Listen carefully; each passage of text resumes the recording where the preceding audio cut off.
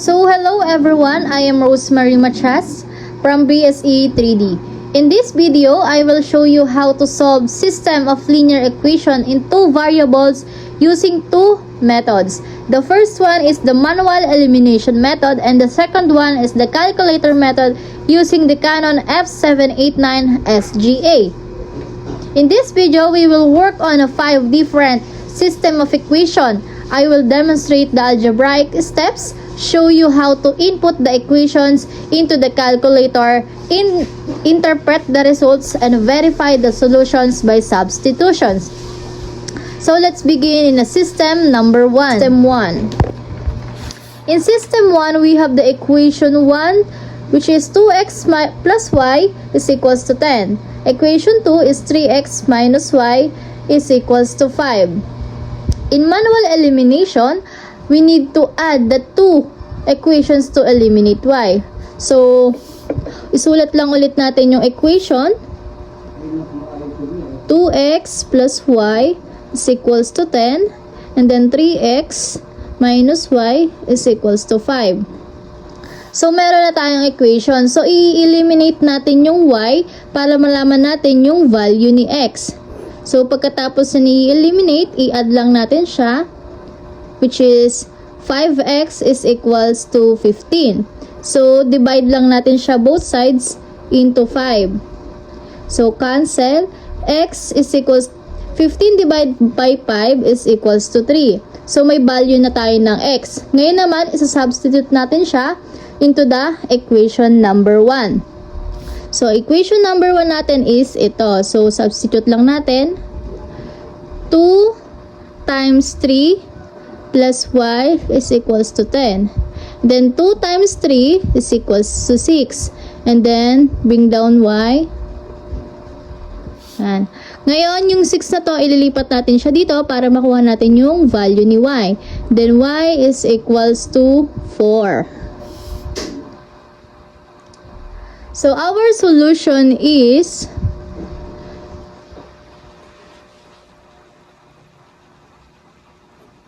x and y is equals to 3 and 4.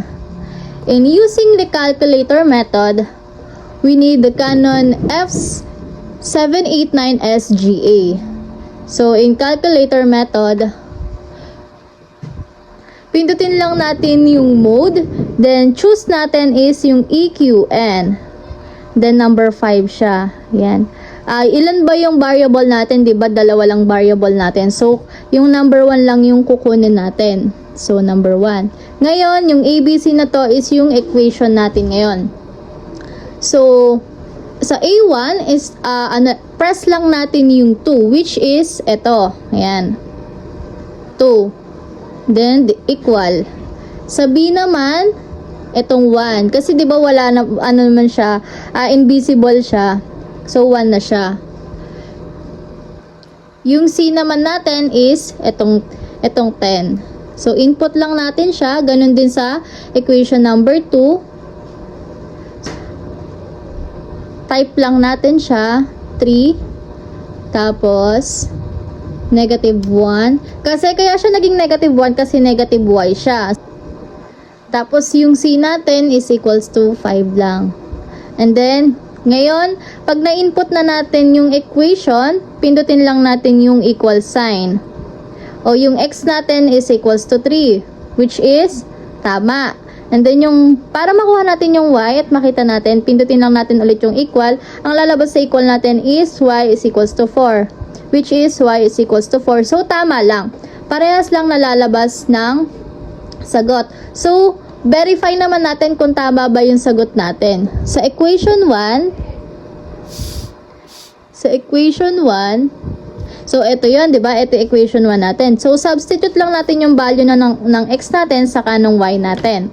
So, 2 times 3 plus 4, yung value ng y natin, is equals to 10. Ngayon, 2 times 3, 6, plus 4 is equals to 10. 6 plus 4, 10 is equals to 10. So, tama siya. Sa equation number 2 naman, substitute natin siya. Ito yung equation number 2 natin.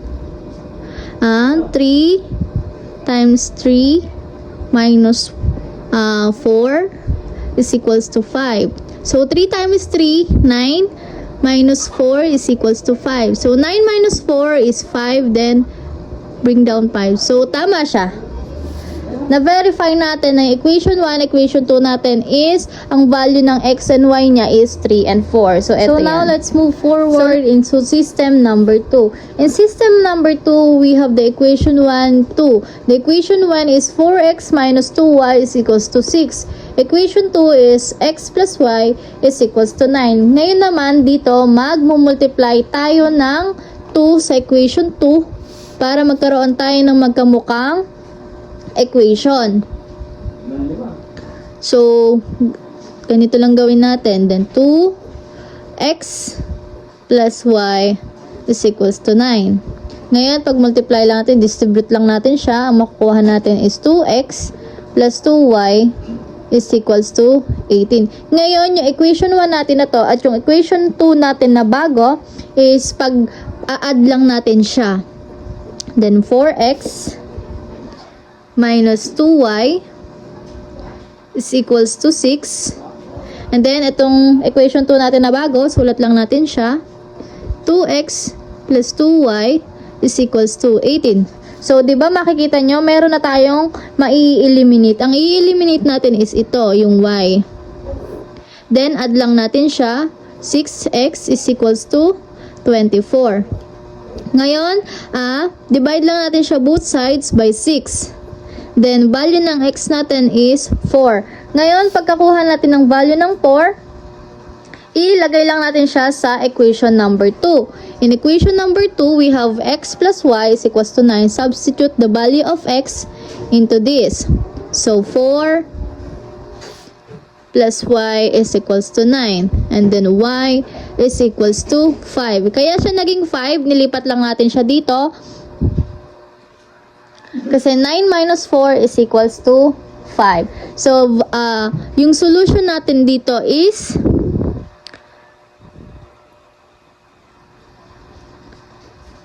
x and y is equals to 4 and 5. Ngayon naman, using in calculator method naman, ganun lang ulit. Pindutin lang ulit natin yung mode, puntahan natin yung equation, and then, i-input lang natin yung equation natin dito. So, in equation 1, we have 4, negative 2, and 6. Yan. Equation number 2 naman, ito naman yon. 1, 1, and then 9. So, ngayon, para titingnan natin kung magkamukha yung nakuha nating equation dito. Yan, yung value ng x and y sa value ng makukuha natin dito. So, check natin. So, value ng x is 4. Value ng x natin is 4. So, tama. Value ng y dito is 5. So, value ng 5 natin is 5. So, tama lang. Magkamukha lang yung makukuha natin. So, try naman natin siya i-verify. Yan, verify natin siya. Yung value na nakuha natin ng x and y, substitute lang natin lahat dito. Titingnan natin kung magtatama ba yung sagot niya. So, 4 times 4, mismo 2, 5, yan. Is equals to 6, yan. 4 times 4, 16, minus 2 times 5 is 10, is equals to 10. Makukuha natin dyan is 6 lang, yan. 4 times 4, 16, diba? Minus 2, 10. Is equals to 6. 16 minus 10 is 10. 6 rather. Sorry guys. 6 is equals to 6. So, tama lang siya. So, sa second equation naman natin, dito naman natin siya i-try.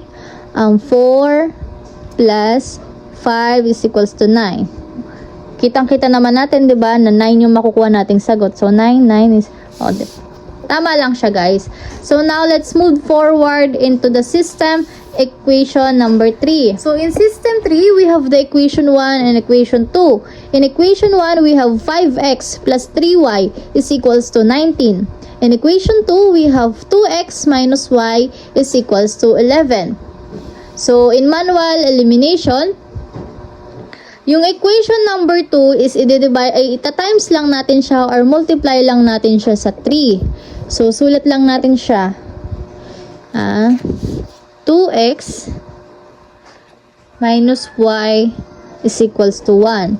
So, distribute lang natin siya. 3 times 2x is equals to 6x. 3 times negative y is negative 3y. Then 3 times 1 is equals to 3. Ngayon, yung equation 1 natin na to, at yung equation number 2 natin na bago na to, is ipag-a-add lang natin siya. So, sulat lang ulit natin. 5x plus 3y is equals to 19, yung equation number 2, which is ito. 6x minus 3y is equals to 3. Ngayon, cancel natin siya kasi magkamukha naman na siya. So, plus lang natin siya, i-add lang natin. So, 5 plus 6 is equals to 11x. Then, 19 plus 3 is equals to 21. So, divide lang natin siya both sides into 11. 11x is equals to 21 divided by 11 is equals to 2. So, may value na tayo ng x. Ngayon naman, yung value natin ng x na to is i-substitute lang natin sa equation number 2. So, sulat lang natin yung equation number 2, then substitute. X is 2. Then, y is equals to 1. So, 2 times 2, 4 minus y is equals to 1. And then, y is equals to 3. So, now, in calculator method, input lang natin ulit yung mga equation natin. So, again, pindutin ulit natin yung mode, hanapin natin yung equation, then ganito yung kalalabasan ng screen ng calculator nyo. So, in equation 1, we have 5, 3, and then 19. Equation number 2 is 2, negative 1, and then 1. Ngayon, tingnan natin kung magkakamukha yung sagot natin na 2 and 3. X is 2. Okay, tama. Y is 3. So, tama siya ngayon. Ngayon naman, i-verify natin yung sagot natin kung tama ba. I-substitute lang natin yung nakuha nating value ni x at y sa equation natin. So, in equation 1, 5 times 2 plus 3 times 3 is equals to 19. 10, 9 is equals to 19. 19 is equals to 19. So, tama siya. Equation number 2, 2 times 2 minus y is equals to 3 yon. Is equals to 1. Then, 2 times 2, 4 minus 3 is equals to 1. Then, 1 is equals to 1. So, tama lang. Tama yung pagkakakuha natin using manual, using calculator, and using the verification. So, ngayon naman, let's move forward into the system number 4. So, in system number 4, we have the equation 1 and equation 2, which is x minus y is equals to 8. And then, equation number 2 is 2x plus 3y is equals to 1. Again, in manual elimination, using this equation, we need to multiply 3. We need to multiply 3. So, sulat lang natin. Y is equals to 8. So, distribute, then 3x. 3x is equal, minus 3y is equals to 24. Ngayon, yung equation 1 natin na bago at yung equation number 2 natin is pag-a-addin lang natin siya. So, 3x minus 3y is equals to 24. Write the equation number 2. 2x plus 3y is equals to 1. Then, cancel. Add. 3 plus 2, 5x is equals to 25. Divide both sides by 5. Cancel. X is equals to 5. So, may value na tayo ngayon ni x. Yung value na ito ni x is isa-substitute lang natin siya sa equation number 2. In equation number 2, we have 2x plus 3y is equals to 1. Then, substitute the x. Then, 2 times 5 plus 3y is equals to 1. 10 plus 3y is equals to 1. So, pagkayari natin siya isulat, i-transpose lang natin siya, which is ang mangyayari is 3y is equals to 1. So, yung 10, magiging negative 10 siya. So, 3y is equals to negative 9. Ngayon naman, para mawala itong 3 na to, is divide natin siya both sides sa 3. Yan. Then, y is equals to negative 9 divided by 3 is negative 3. So, our value for x and y is 5 and negative 6. So, therefore, the solution is x and y is equals to 5, negative 3. Yan. Using in calculator method, again, punta lang tayo sa mode, press the equation, and then ganito yung lalabas niya. In equation number 1, input lang natin yung 1, negative 1, negative 1 siya kasi negative y siya. And then, yung c natin is itong 8. So, input lang natin yung 8. Yan. Equation number 2, 2, 3, and then 1. So, tingnan natin kung tama ba yung makukuha nating sagot, or magkamukha ba yung sagot natin ng value ng x and y sa calculator natin. So, x is 5. So, x is 5. Tama. Y is negative 3. Y is negative 3. So, tama yung nakuha nating sagot. Ngayon naman, i-verify natin siya kung magtatama ba yung sagot natin. So, equation number 1. Sa equation number 1, we have 5 minus, then close open parenthesis, negative 3 is equals to 8. And then, the 8 is equals to 8. So, tama. Equation number 2 naman is 2, 5 plus 3, 3, negative 3. Ang makukuha nating sagot is 10 minus 9 is equals to 1. So, kasi 10 minus 9 is equals to 1. So, tama lang siya. 1 is equals to 1. So, tama siya, diba guys? Ganun lang kadali yun. Manual man or calculator method. So, ngayon naman, let's move forward to system number 5. In system number 5, we have the equation 1, which is x plus y is equals to 10. Then, equation number 2 is x minus y is equals to 4. Ngayon naman, wag na tayo mag-substitute. I-simply add na natin siya agad. Simply add na natin siya agad. And then, 2x. Magkamukha pero magkaiba ng sign, so cancel natin siya. Ang matitira natin is 14. So, divide both side by 2. Cancel natin yung 2. Ang matitira is the value of x. 14 divided by 2 is equals to 7. Ngayon naman, i-back natin siya sa solution natin sa kahit anong solution dyan. Kahit anong equation rather. Pwede natin siya ipalit. So, palit natin siya dito sa equation 1. So, 7 plus y is equals to 10. Then, y is equals to 10 minus 7 is y is equals to 3. So, yun yung nakuha nating value ni x and y. So, therefore, our solution is x and y, 7 and 3. Ngayon naman, using in calculator method. Calculator method naman is input lang natin yung equation. We have 1, 1, and 10. Equation 2, 1, negative 1, and 4. So, check natin kung makukuha natin yung magkamukha. So, x is 7. X is 7. Tama. Y is 3. Y is 3. So, tama lang yung sagot natin using manual and using calculator method. Ngayon naman, i-verify natin yung sagot natin. So, verify lang natin, ha? So, x is 7 plus 3 is equals to 10. Easy, di ba? 7 plus 3 is 10. 10. So, tama agad siya.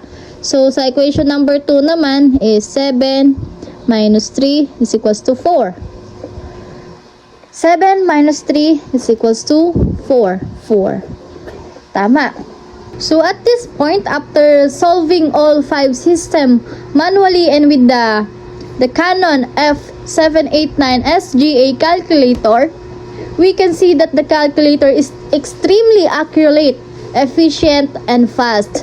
So manual elimination is excellent for understanding the process, but the calculator helps check work and handle large fractions or difficult coefficient. So as we verified earlier, both the calculator and the manual solutions match perfectly for all 5 systems, showing that the Canon F789 SGA is reliable for solving linear equations. So I hope may natutunan kayo guys sa video lesson natin na ginawa na to. And then kung may question kayo, just comment, then solve natin siya in the next video. Thank you for watching guys.